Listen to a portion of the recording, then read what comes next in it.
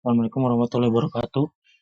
Perkenalkan, nama saya Muhammad Rilham dengan NIM 2265018.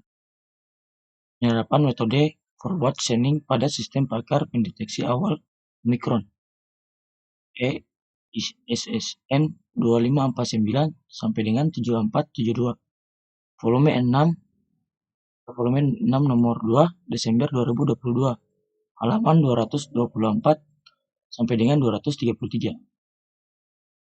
Outbreak Omicron jenis virus yang lagi mewabah ini di Kabupaten Asahan, khususnya di Puskesmas Sidodadik, dikarenakan banyaknya masyarakat yang kurang memperhatikan akan gangguan dan penyebab serta gejala yang terjadi pada virus tersebut. Untuk mengatasi hal tersebut, perlu adanya teknologi untuk mendeteksi gejala awal pada virus ini. Tujuan penelitian ini membuat sistem pakar untuk mendeteksi gejala Omicron menggunakan metode forward scanning.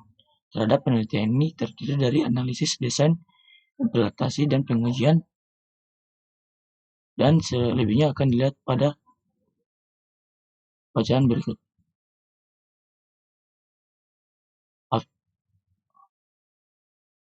Pendahuluan. Omicron merupakan virus baru yang muncul di Afrika Selatan pada akhir November 2021. Virus yang hanya bisa menular melalui kontak fisik langsung atau tidak langsung ini sangat sulit dideteksi karena gejala mirip dengan beberapa penyakit lain.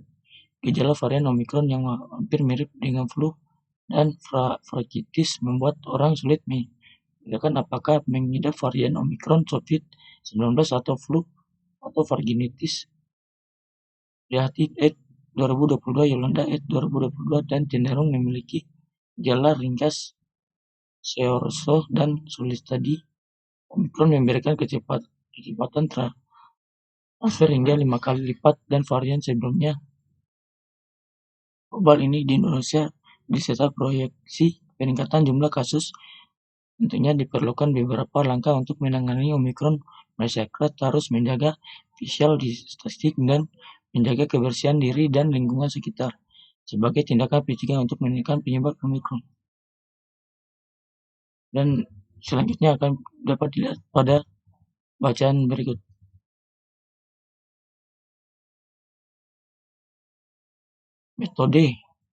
Model yang digunakan dalam pembangunan sistem pakar ini adalah waterfall dengan tahapan analisis desain, implementasi, dan pengujian. Tahap analisis dilakukan dengan menganalisis permasalahan yang ada di Puskesmas Sidodadi dalam penanganan gejala awal Omicron. Selanjutnya dilakukan pengumpulan data mengenai gejala-gejala awal virus Omicron dengan melakukan wawancara dan operasi terhadap dokter atau pakar mengenai virus ini. Setelah dilakukan pengumpulan data, selanjutnya dilakukan analisis dengan metode forward scanning. Pada tahapan perancangan terdiri dari Unified Modeling dan atau UML yang terdiri dari UC-CAC yang memberikan gambaran mengenai fungsi dari aktor atau pengguna dan menggunakan sistem pakar ini. Tahap implementasi dan adalah tahapan untuk menerapkan sistem ini dengan metode forward scanning dan menampilkan hasil interface dan sistem yang telah dibuat. Pengujian sistem dilakukan untuk melihat sejauh mana komponen pada sistem ini berfungsi baik atau tidak menggunakan black box testing. Hasil analisis kami memperoleh bahwa masyarakat yang kurang memperhatikan akan gangguan penyebab serta gejala terjadi pada virus Omicron sehingga mengalami gangguan pernapasan dan demam. Data yang kami kumpulkan melalui wawancara disusun dilakukan pembuatan kombinasi kaidah penarikan kesimpulan atau inferensi rules dengan basis pengetahuan tertentu yang diberikan oleh satu atau lebih pakar dalam bidang tertentu. Hasil ini nampak pada tabel 1 adalah daftar nama gejala kasus dan solusi gejala Omicron. Hasilnya terdiri dari 6 kasus seperti kasus terkontaminasi, kasus probable, kasus kategori berat, kasus kategori sedang, kasus kategori ringan dan tanpa gejala.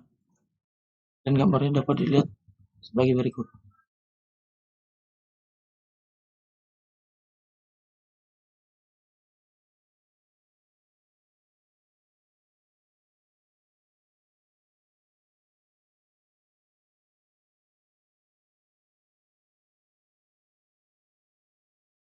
Kesimpulan, forward chaining dapat diterapkan dengan sistem pakar mendeteksi awal gejala Omikron. Sistem ini juga sudah mempelajari dengan baik dan menampilkan gejala kasus dan solusi yang ditampilkan pada layar menu hasil diagnosa. Selain itu, hasil pengujian sistem menggunakan black box menunjukkan bahwa semua tombol teks input dan lain sebagainya sudah berhasil dan berfungsi dengan baik. Oleh karena itu, dengan adanya sistem ini dapat membantu pihak puskesmas dan menangani pasien yang terdeteksi COVID-19 jenis virus Omicron dengan maksimal sehingga dapat mengurangi risiko dalam proses penanganan tersebut.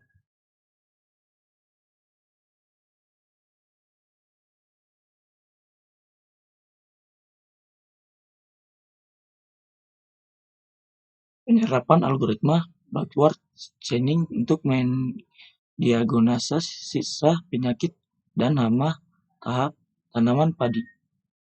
ISSN 2715 sampai dengan 2766. Volume 3 tanggal 1 Januari 2022. Abstrak pertanian mempunyai peranan dalam kehidupan masyarakat di Kabupaten Karawang.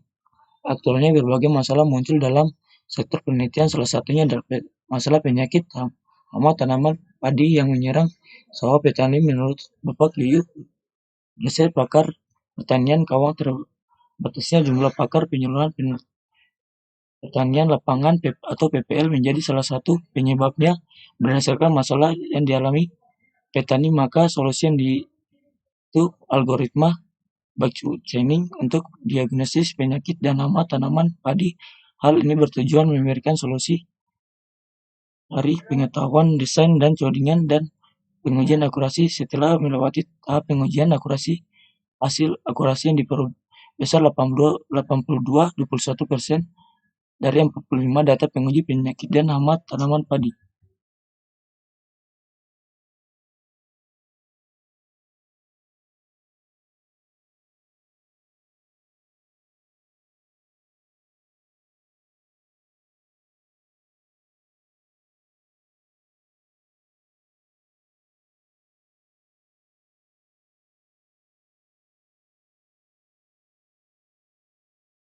Kesimpulan dan saran, algoritma backward chaining merupakan algoritma dengan tingkat akurasi yang baik. Tingkat akurasi penguji yang dilakukan terhadap diagnosis penyakit dalam tanaman pendaftaran hasil 82% dari 45 lebih baik dibandingkan dengan penelitian dilakukan sebelum terhadap penyakit hama tanaman. Jadi, gunakan algoritma yang sama. Saran untuk peneliti selanjutnya dapat menggunakan kombinasi metode atau algoritma lain, melakukan penguji akurasi lebih banyak dari data yang diperoleh peneliti sebelumnya. Pengakuan naskah ilmiah dalam sebagai tugas akhir milik Ignatius Soklin dengan judul implementasi algoritma backward chaining untuk diagnosis penyakit dan hama tanaman padi berbasis mobil yang dibimbing oleh Denden Wahidin dan Kiki Ahmad Baihaqi. Sekian dari saya, mohon dan kurangnya mohon dimaafkan. Terima kasih.